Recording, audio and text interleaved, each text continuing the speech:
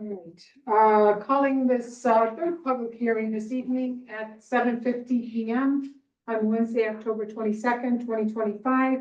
Again, this meeting is being recorded for transcription purposes only, and the written minutes and attachments, if any, will serve as the official record of this meeting. If you could please hold a personal conversation so that those attending virtually will be able to hear. And again, any board member who has a monetary interest or has a conflict, including ex parte communications, should disclose now. And I will ask the secretary to call the roll. Glabro. Here. Pope. Here. Zeleznik. Here. Schaefer. Here. Rubel. Here. In the audience are trustees Engelmann, Sweattick, and Asherle, zoning inspector Peterlin, and alternates Stanwyck and Rollins. All right, and if you could please read the third public hearing notice.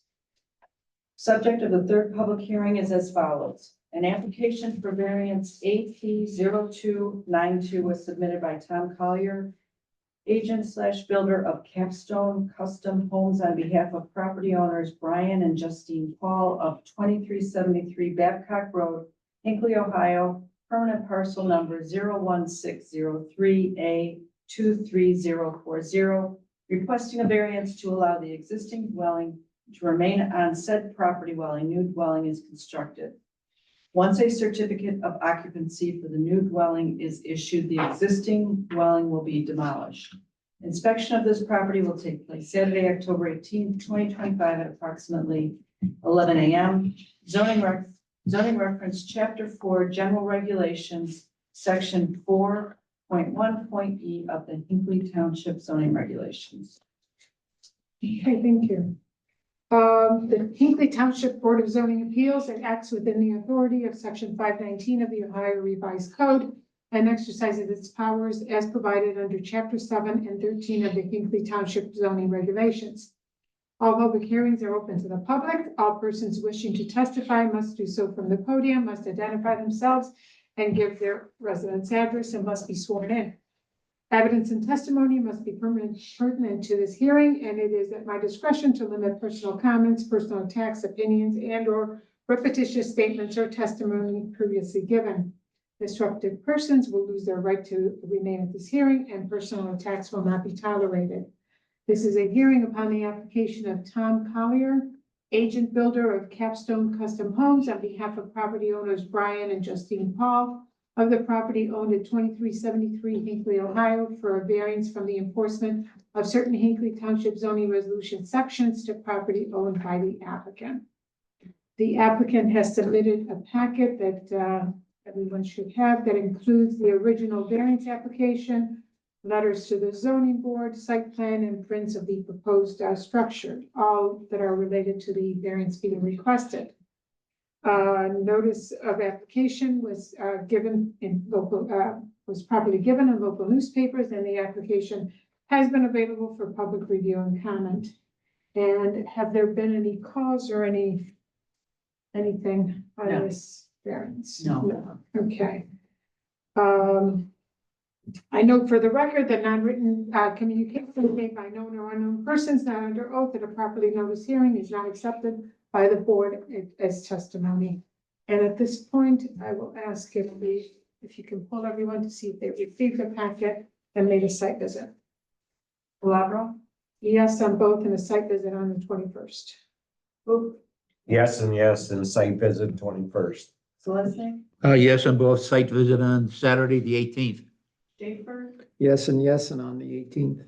Rubel. Yes, and site visit on the 18th. Okay, written communications from persons not present this evening may include communications that are not made by affidavit. Because these communications are made by persons not under oath, they are not accepted by this board. I also note that written communication may include some writing by affidavit by persons that are not present this evening and therefore cannot be cross-examined. These affidavits therefore will not be given much weight, if any, in the decision of the board on this matter. This board does have the power to grant the variance that is being requested, and those people that wish to speak must do so from the podium and must state their name and address. And at this point, I would ask the applicant to step up.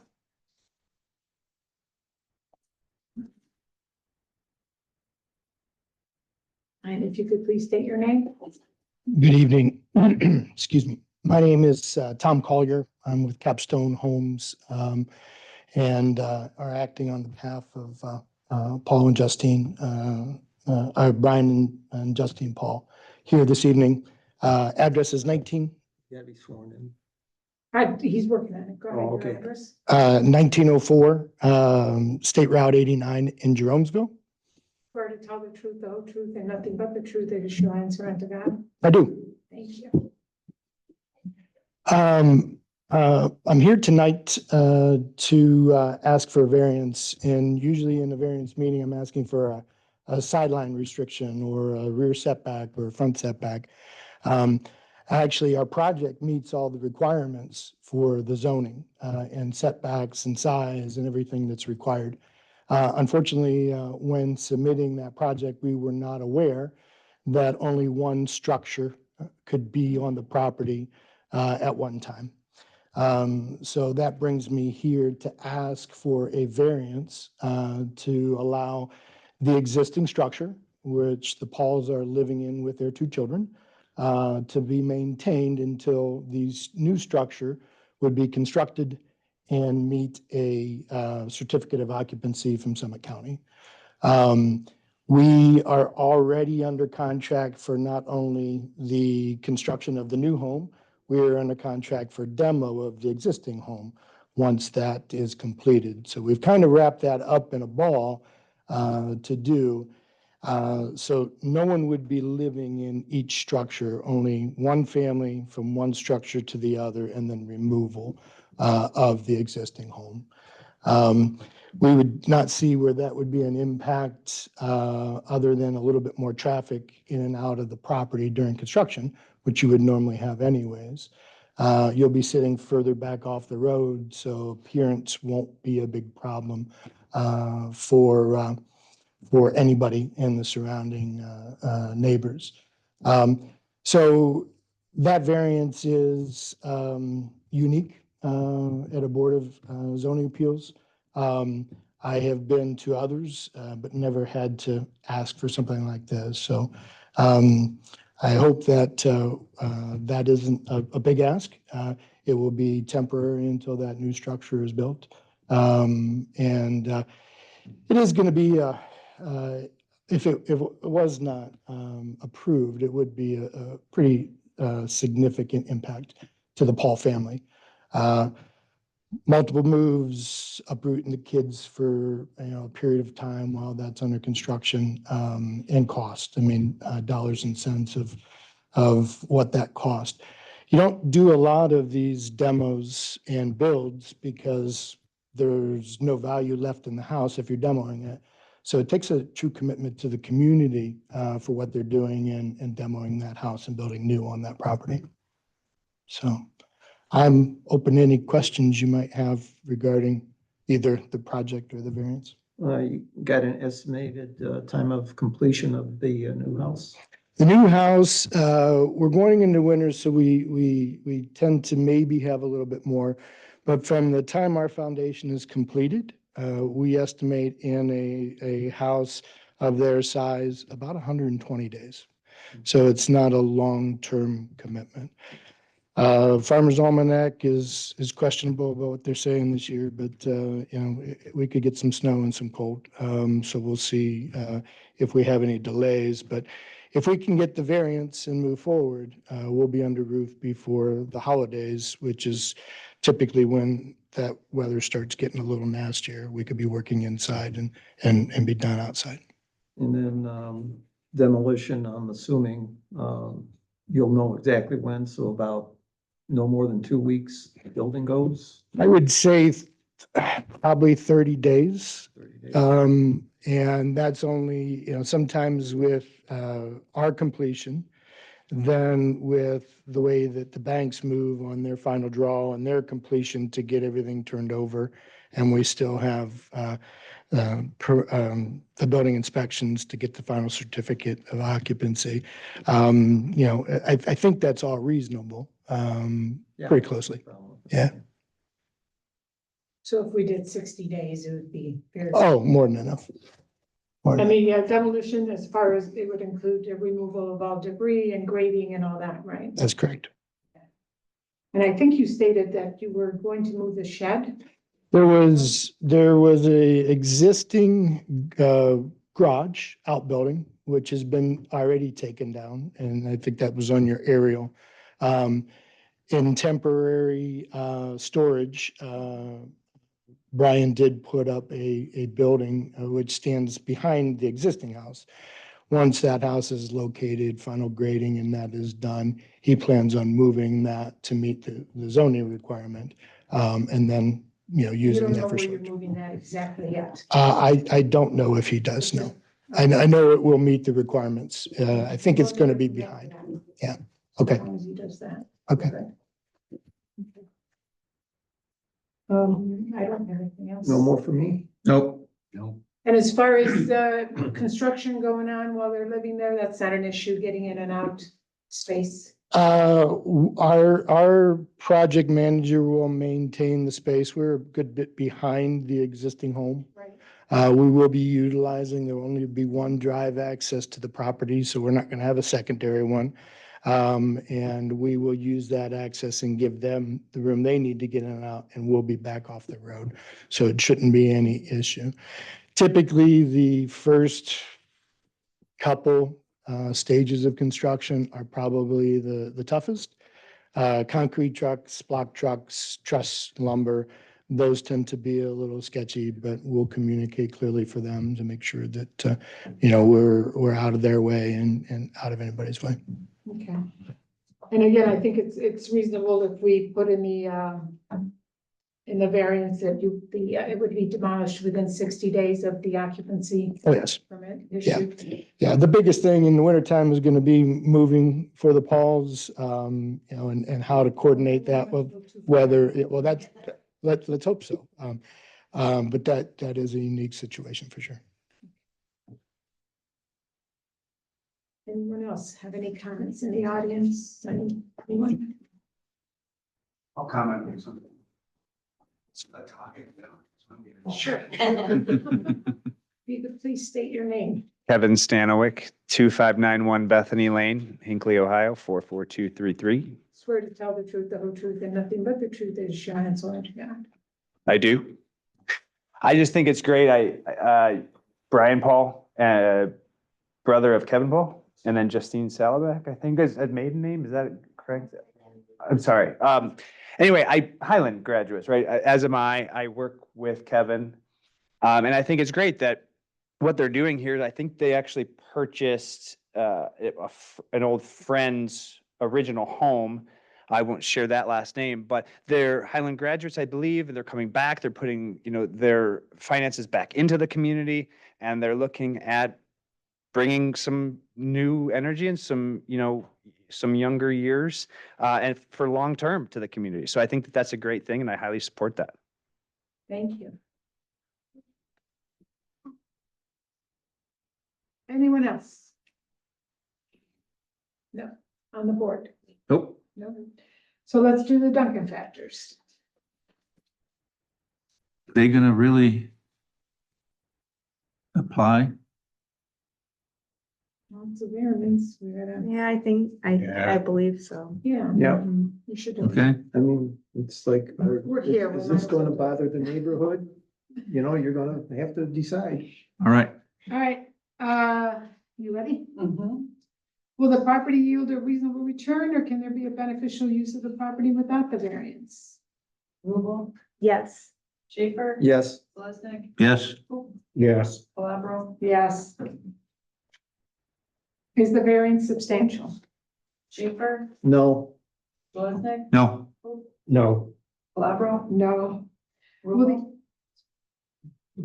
Rubel. No. Sorry. Will the essential character of the neighborhood be substantially altered, or will adjoining properties suffer a substantial detriment if the variance is granted? Selesnik. No. No. Calabro, No. Rubel, No. Schaefer. No. Will the variance adversely affect the delivery of governmental services? No. Calabro, No. Rubel, No. Schaefer. No. Selesnik, No. Did the property owner purchase the property with knowledge of the zoning restrictions? Calabro, I don't think it's applicable. Rubel? It appears that it was a surprise, so. Schaefer? I would say no. Selesnik? Probably no. No. Can the problem be solved by some manner other than granting of a variance? Rubel? No, Schaefer? No, Selesnik? No. No. Calabro? No. Does the variance preserve the spirit and intent of the zoning requirement and with substantial justice be done by granting the variance? Schaefer? yes, Selesnik? Yes. Yes. Calabro? Yes. Rubel? yes. All right. Any person adversely affected by the decision of the Board of Zoning Appeals may appeal to the Court of Common Pleas of Medina County on the grounds that such decision was unreasonable or unlawful. And at this point, do I have a formal resolution?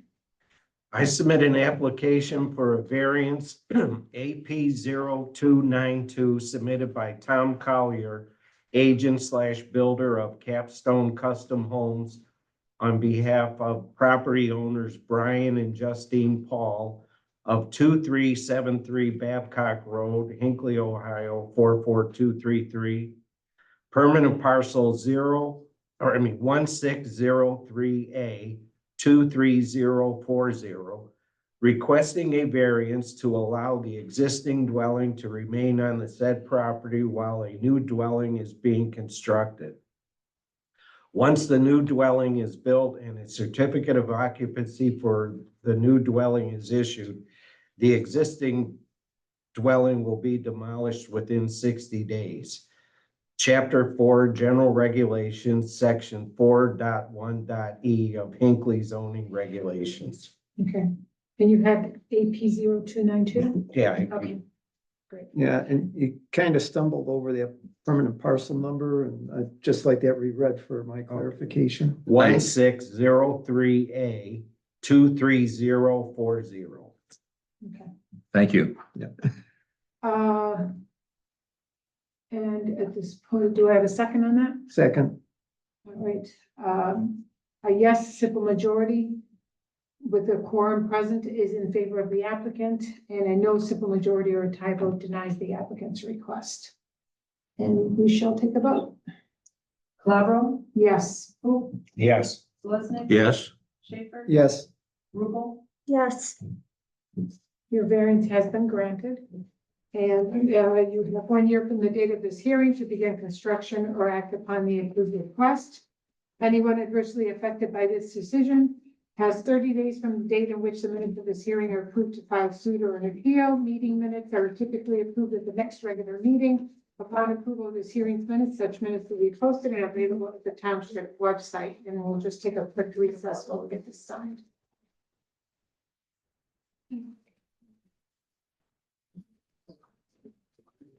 I don't know if you read Oh, I do. Don't you want some?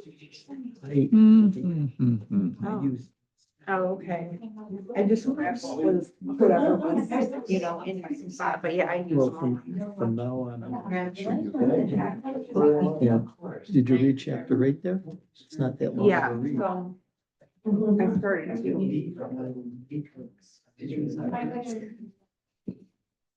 I think you just really need to read the first 2 paragraphs.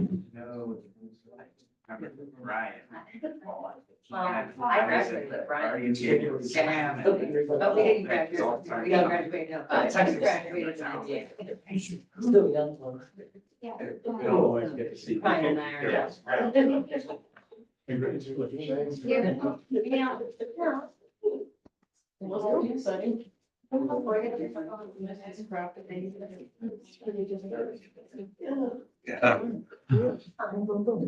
But it's I'm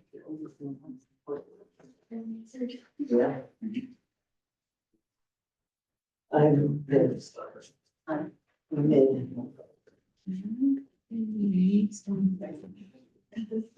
Or the smartest.